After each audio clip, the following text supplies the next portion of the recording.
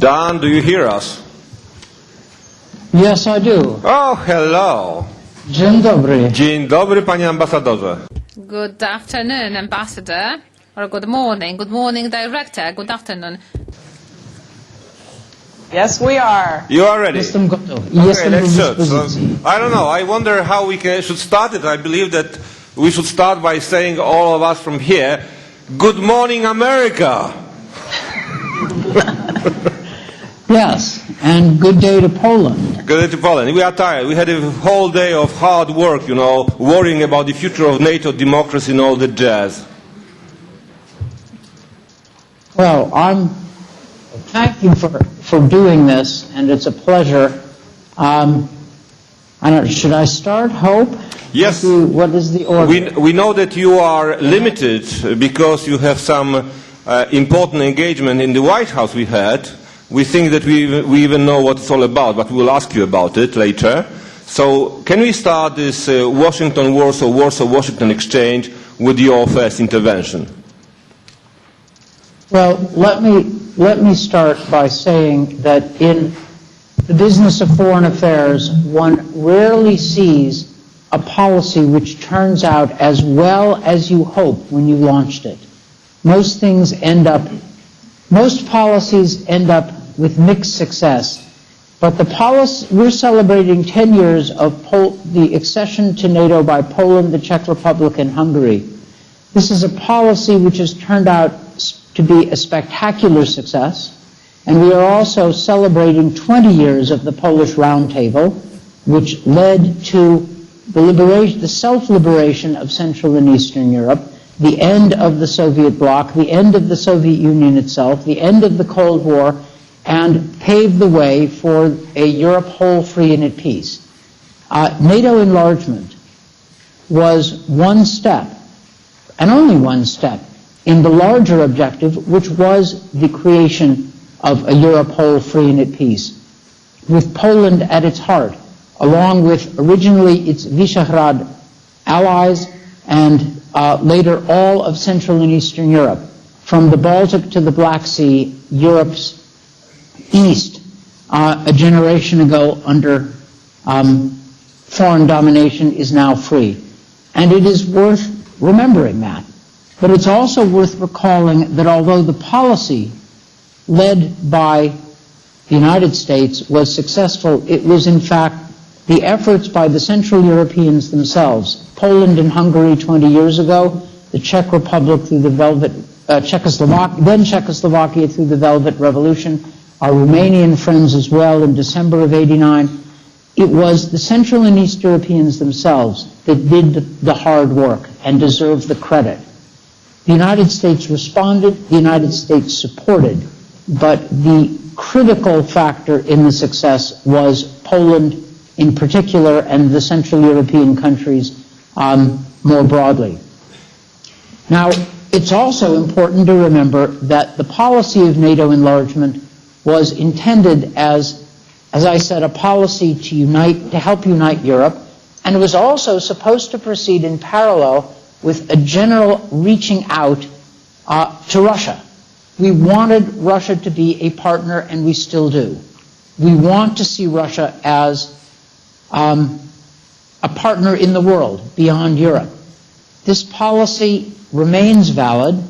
The Obama administration is going to try, the phrase set the reset button is colorful, but going to try again with Russia to build this partnership.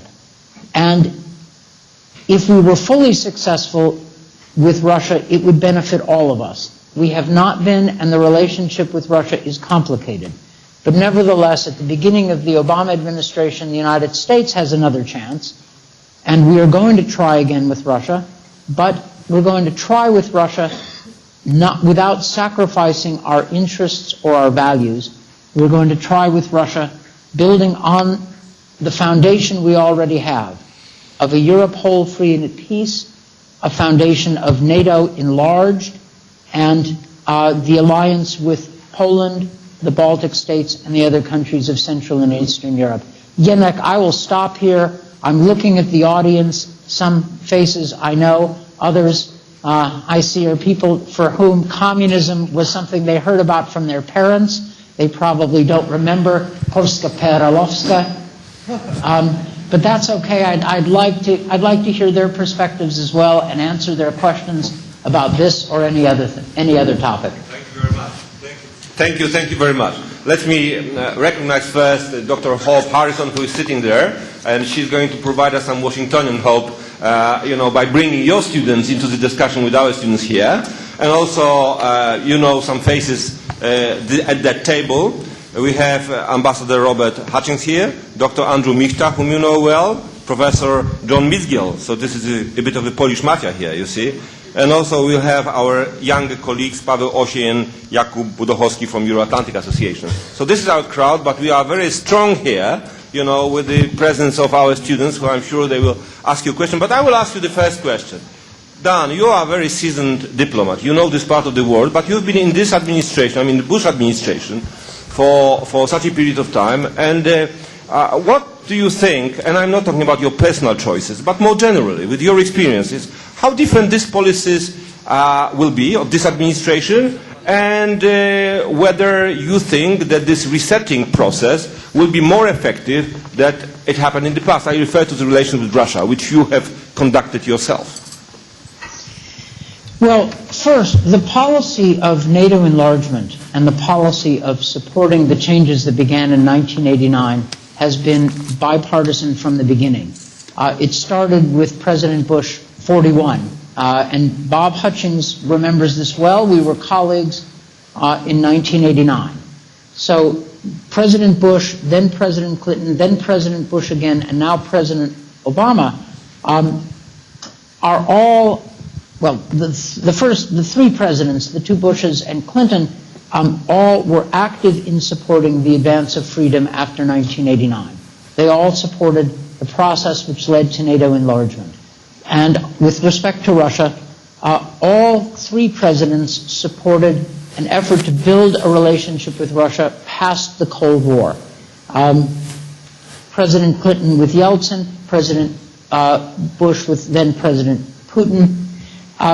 We tried. Now, President Obama is going to try again with President Medvedev. The outlines of the Obama administration's approach to Russia are not a secret. I would commend to you Vice President Biden's speech in Munich, where he said that on the one hand, we want to press the reset button with Russia, and on the other hand, we have certain principles, and he named three, very important.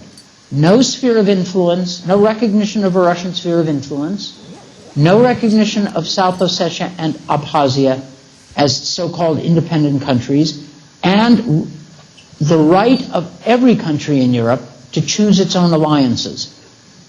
In her trip to NATO last week, Secretary Clinton expanded on this and made very clear that as we work to improve relations with Russia and build on a common agenda, especially arms control with our Russian colleagues, we will be quite clear about our principles and prepared to deal actively in areas where we disagree with Russia, as well as areas where we see as those of potential agreement.